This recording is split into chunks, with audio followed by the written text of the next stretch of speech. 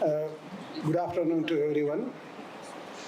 My topic of research is paper presentation is early Kadamba historiography. I've been directed to give an overall picture of the historiography that what has been done in the last 225 or 250 years.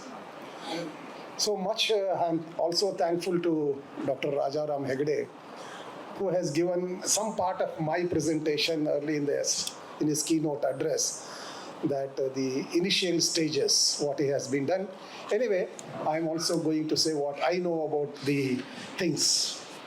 So the 4th century in Karnataka is a landmark because two independent dynasties of the Kannada people rose up and they sprang and ruled independently or simultaneously in the two big regions of Karnataka. One is the North Karnataka, where the Kadambas sprang up in the political eminence, and the other in the southern Karnataka, that is Ganga. So this 4th century is a landmark so far as our history is concerned. With this introduction, as I said, the Kadamba dynasty sprang into the political eminence under Mayura Sharma around 325 CE. And as many as 14 rulers ruled since for more than 2 centuries till the well-known last ruler Krishnavarma, that is up to 540.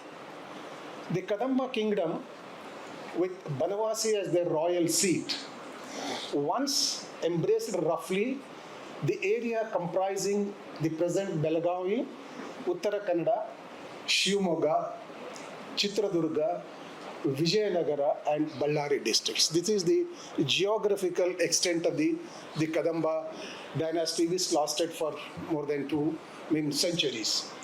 And what are the Kadamba imprints? What we are going to get such a rule in 225 years? So we are going to get the Kadamba imprints, the archaeological material. Of course, it is a very recent research that archaeological excavations and explorations have been undertaken, and then historical and cultural fabrics. So this is what the Kadamba imprints we get in their kingdom and domain and encompassing these districts.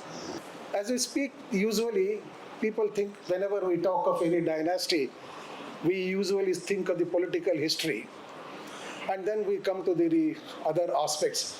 But so far as the Kadamba history is concerned, the historical romance begins with the epigraphical research. And John Faithful Fleet, he was an education officer by profession, but he is an epigraphist first. He discovered the 10 copper plates from Halsey, and he produced their extant pages, and then he gave a brief genealogical account also, and published them in the Journal branch of the Journal of the Royal Asiatic Bombay branch of the Royal Asiatic Society at Bombay, way back in 1967-68. He listed about 9 kings, and in his conclusion he says they might belong to the Jaina kings. And simultaneously, in the southern Karnataka, another stalwart who is known as the father of the priest, that is B.L. Rice.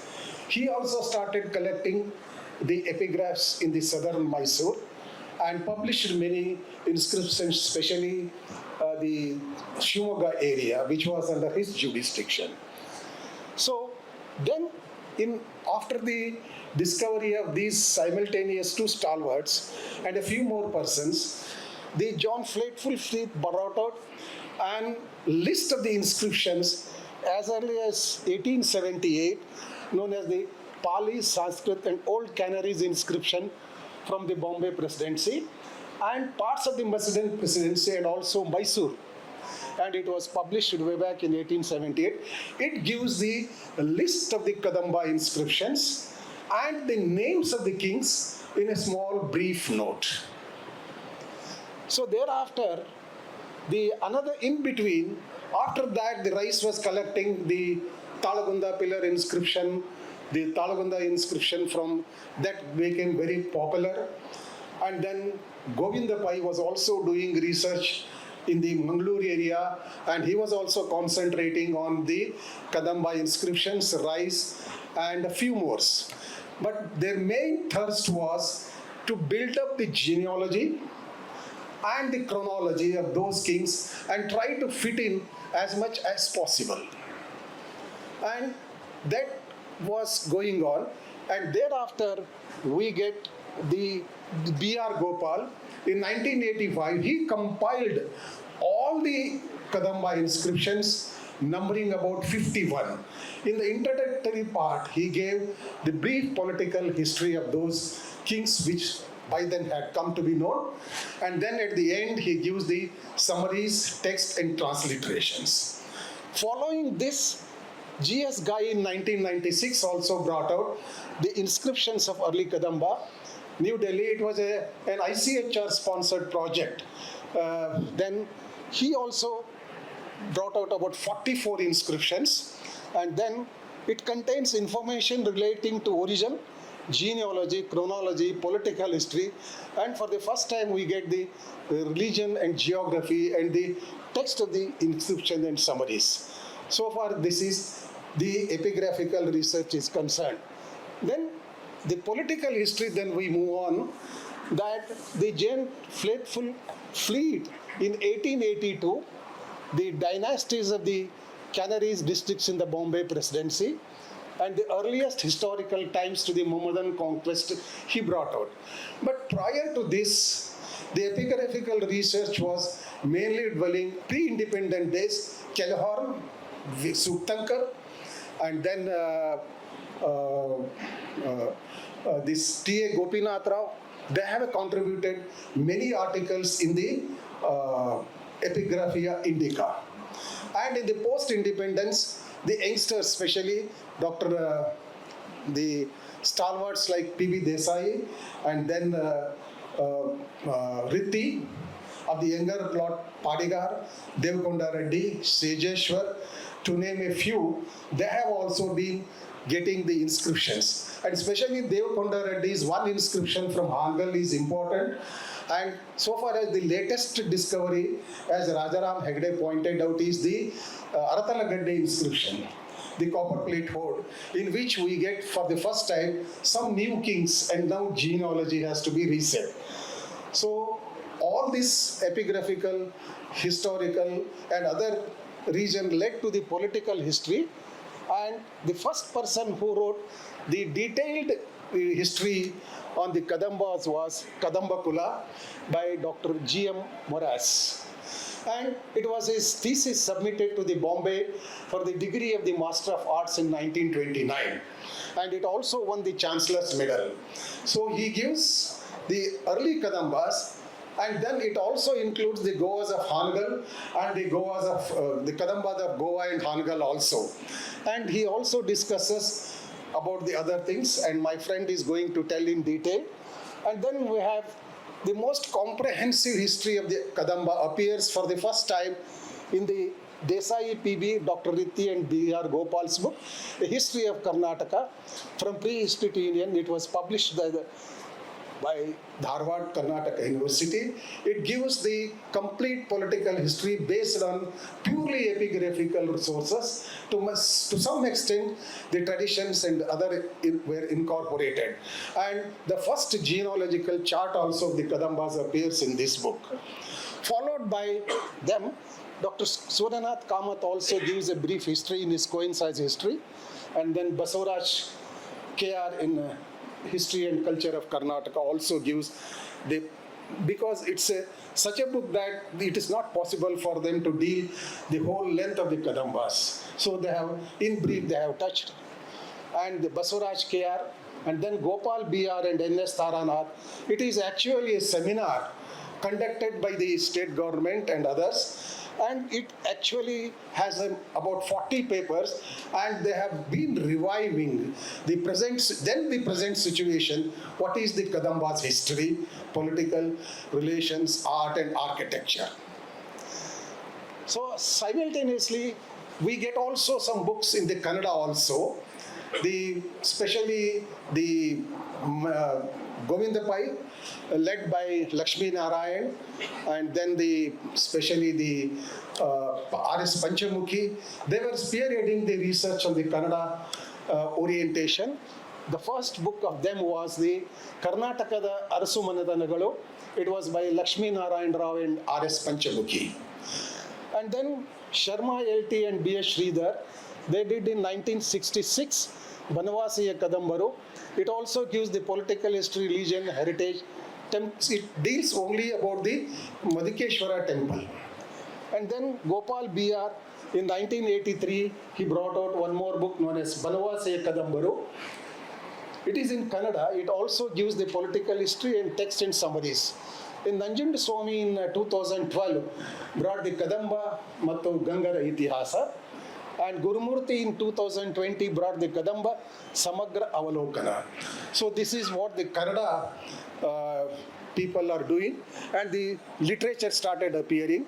In addition to that, the Karnataka Itihasa Academy journals like the Itihasa Darshana, and then the Kannada Sahitya Parishad, in several of the Prabuddha Karnataka, Malavika Karnataka, in which the literature on the Kadambas started pouring in. Then art and architectural. We have speaking so much about the Kadambas since 1867. Unfortunately, nothing has been focused especially on the art and architecture. Is it due to the paucity of the literature or due to the paucity of the structural temples extant? So, no extant temples of early Kadamba period are available. So far, the temple in terms of its full entity. However, a few architectural remains found at places like Chandravalli, Talagunda, Budnapur, Halsi, etc. suggest their existence. Dr. Sundara has written a learned paper in the Taranath edited volume, Gopal edited volume in 1996. He says that the brick structures encountered at the places like even in Pattadakallu and Aihole and in Halsi, and he speaks of the one thing particular, giving an example of the Shivalinga before a brick structure in Chandravalli, that the presence of these things supposes to have an idea that these must have been definitely a brick temples prior to the Kadambas. So now he also recommends that now a time has come to rethink about the existence of these temples on the lines. So especially he also recalls the existence of the two temples encountered in the Banavasi area, that is Banavasi excavations. Basing on all this, we can say that definitely there were temples, of course, much of them brick or must have been perished. But now a time has come to relook at the existence of the Kadamba temples. And then paradoxically, several sculptures and images are found in many places in North Karnataka, especially Shivamogga and Uttara Kannada district. Dr. Sundara has brought out several of these in his field survey. He was our teacher.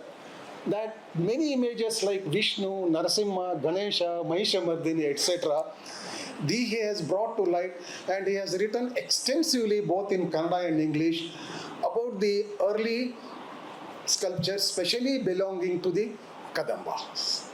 And then Dr. Kulkarni, my friend who is sitting right in front of me, he has brought out a book known as Karnatakada Arambika Kale, in which he touches the Shatavana and then comes up to the Kadambas.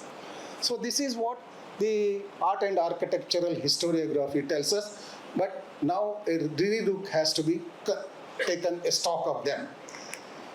Then numismatic researches, this is also as old as 1886.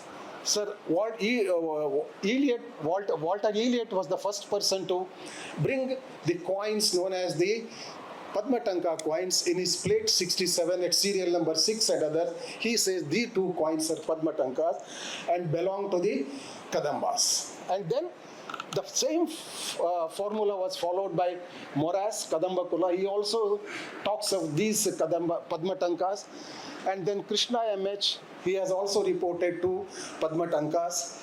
And then P.B. Desai, while discussing the gold coins of Dandina Goa, he has also brought out two coins which were belonging to the Kadambas. And then Narasimhamurthy, in his book, Coins and Currency System of Karnataka, Mysore, Directorate of Archaeology, he also deals more or less on the similar lines. But now the things have changed, because the Padmatankas, which are in gold, are now considered, are no more the coins of the Kadambas, but their coin system was mostly in Potin. And in such efforts, two persons have brought out, the Girjapati and Dr. L. Subramaniam. They have presented a paper in Numismatic Digest, and a few coins they say that can be ascribed to Krishna Varma too. Followed by him, Pai Mandarke and Nityananda, they have discovered a 14 coin of Ravi Varma. Abor, Shri, Ka, Mala, these are the, they are all scribed in a sort of a design of the lotus, and reverse Shri Ravi Varma Kannada script of 5th century. It has been published in the Uttara Kannada Jilya Itihasa Mattu Puratatva. In the same volume, Sheikh Prakash and S.G. Samak also have brought out a 14 coin of Krishna Varma 1. Dasaroshi is in a 4-plated lotus flower. There is a script, and then reverse is blank. So in the Talagunda excavation, T.M. Keshava has reported a gold coin having the letter K.A., and he calls it as Bile Kasu. So with this, a new chapter of the Kadamba numismatic history begins, that till now the Padmatankas are no more, but the silvers and the 14 coins, they were issued by the Kadambas, and this field needs more and more research. And of course, this is the archaeological research. The archaeological research is in an infancy stage. It has to wait for nearly 100 years for its spade work. The first ever inscription on the Kadamba coin was published, as I said, it was by Fleet in 1867. So we have to wait for 1969 for Dr. M. Sheshadri to have his spade work at Banavasi. And he discovered two brick structures, the two temples, the apsidal structures. That is the beginning of the archaeological romance in the Kadamba dynasty. And followed by him, Dr. K.P. Punacha, M.V. Vishweshwaraya, and T.M. Keshava also re-excavated the Banavasi in about 3 or 4 seasons.